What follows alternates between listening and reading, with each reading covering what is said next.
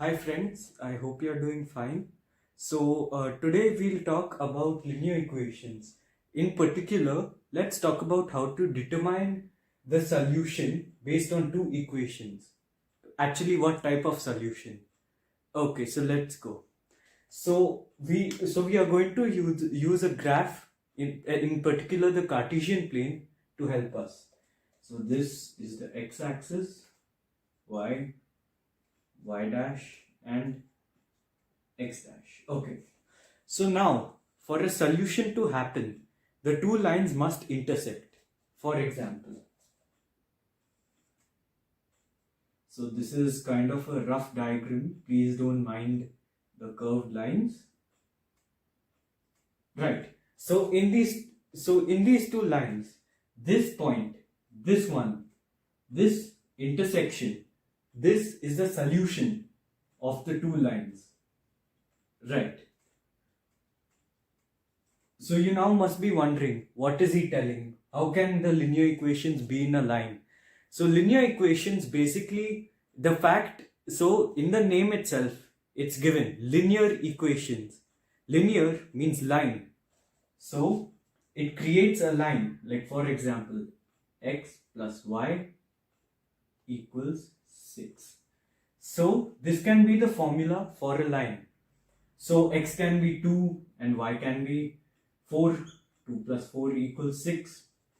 And then it can be written over here. So that's a whole other video. You can check it out later. Alright. Um, yeah, I just forgotten my duster. Okay, yeah. So now let's proceed. Okay, so the first topic is when two lines have a unique solution. So as you all would be knowing, unique means only a single solution. Okay, so let's see how it works. So again, here are the two lines. Okay, one more. Yep. Okay, so the point of intersection is the unique solution of the linear equations, of the two linear equations. Okay, so let us put this in the form of variables so that it's easier to prove, and I'll show you with other numbers also soon. So let's put it in this form. Okay. So let it be a1x plus b2y plus c equals 0, and a2x plus, oh shit, this was supposed to be b1y plus b2y plus c2 is equal to 0. Okay, so now I understand you might be getting scared, and being a student myself, I found this kind of confusing. So let me try to help you as much as I can. Okay, so let these be allotted to any of the two lines. It doesn't really matter.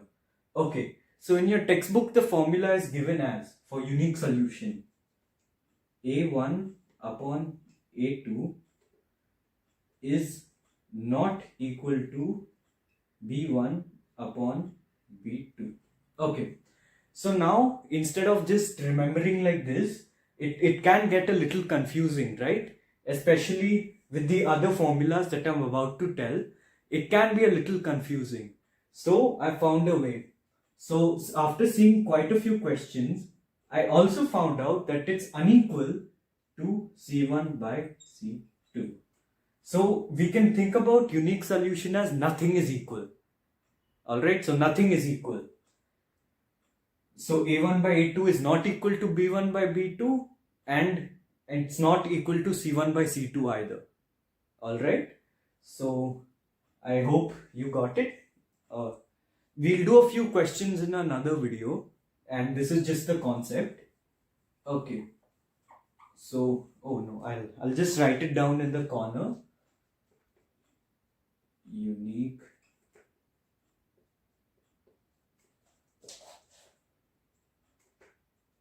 solution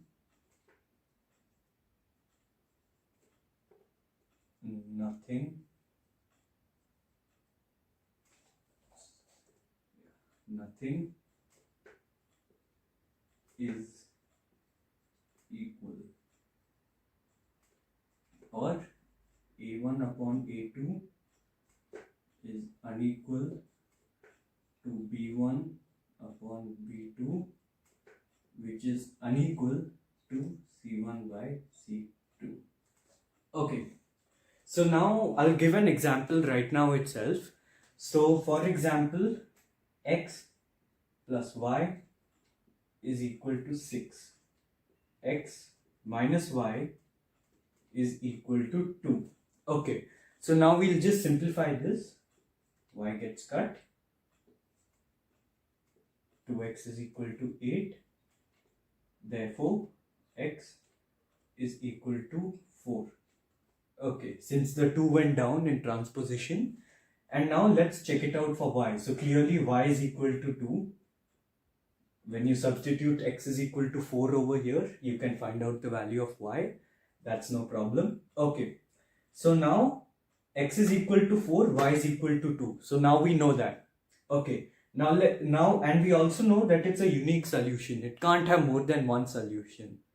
Okay, so now a1 by a2 is unequal to b1 by b2. Okay, so using a same method, so 1 upon 1, is it equal to 1 upon minus 1? No, right? So it's unequal. Okay, now c1 by c2. So c1 here is 6 and c2 here is 2. So again 6 upon 2, which is equal to 3. Okay, so 1, so to simplify this we can do, therefore 1 isn't equal to minus 1 isn't equal to 3. Isn't it? 1 can never be equal to minus 1 or 3. So you can think of unique solution as nothing is equal. There is no there is nothing equal over here. Okay, now let's proceed to another one, infinite solutions. So let me just erase that. Infinite solutions. So it means that there are an unlimited number of solutions. So what this means is both the lines are coincident, or they are one on top of the another. So let this line be AB. So there would be another line right on top. Unfortunately, I don't have any other colors. So it would be right on top of this line. Another line would be there, C and D. So right on top of it. Because then, as I told, the point of intersection is the solution of the equation. So now there are infinite points of contact, isn't it? So since there are infinite points of contact, it clearly means that they are one on top of the other. So that means everything of it would be the same. Am I correct? It's pretty obvious. So everything would be the same. A1 by A2 is equal to B1 by B2 is equal to C1 by C2. Okay, yeah. So this is quite simple actually. Okay, let me give you an example but with numbers. So 2 upon 4 equals to, let's say 4 upon 8 is equals to 3 upon 6. Okay, so now this one, as you can see, this can have, so I didn't put it in the linear equation form. So 2 upon 4, this can be cut as 1 upon 2, this also 1 upon 2, 1 upon 2. So as you can see, therefore, half is equal to half is equal to half. Okay, so now we just proved that, so we already know that half is equal to half, obviously. Match like these two x and these two y's, they have to obviously match. So you'll realize that the lines are coincident. All right.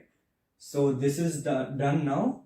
Now for the last thing, unique solution is done, infinite solution is done. Now no solutions. So I just took a little bit of a break and did it for no solution also, so I wouldn't have to write it again. Okay. So for no solution, the solution is no solution. So that means there are there's no points of intersection. So clearly, if you think about it, what are the two lines that don't intersect? They are parallel lines, isn't it? Okay. So these two lines, as you can see, are parallel. Alright. So the formula for this is A1 is equal to A1 by A2 is equal to B1 by B2, but is not equal to C1 by C2. So as we know, the C is a constant. I mean, A and B are also constants, but they aren't attached to X and Y. C is individual. Alright. So now we can think about this as in this kind of manner. So the X and Y are in a particular ratio. Okay, that ratio can be anything, 1 by 2, 3 by 4, or like this 3 by 6, 1 by 2. So 3 by 6 is basically equal to 1 by 2. Okay, and the constants not equal. So if you think about it a little, so we can think of it as this way. I mean, this is obviously not the case. So we can think about this distance as C. Let this distance be C, or the constant number. Okay. So now that this distance is, so if this distance was also in the ratio, for example, if A1 by A2, if B1 by B2 was also equal to C1 by C2, so then it would have been a coincident line, as we have shown here. Alright. So yes, I kind of broke my head in this earlier, but now this is a simpler way to do it. So you can think of no solution as A1 by A2 is equal to B1 by B2. So the numbers associated with the variables are equal, but the constant is not. Okay. So you may go ahead and take a screenshot of this, and hopefully it has helped you. Thank you so much for listening and letting me take some of your time. And I hope all the best for the exams, and have a great day ahead. Thank you.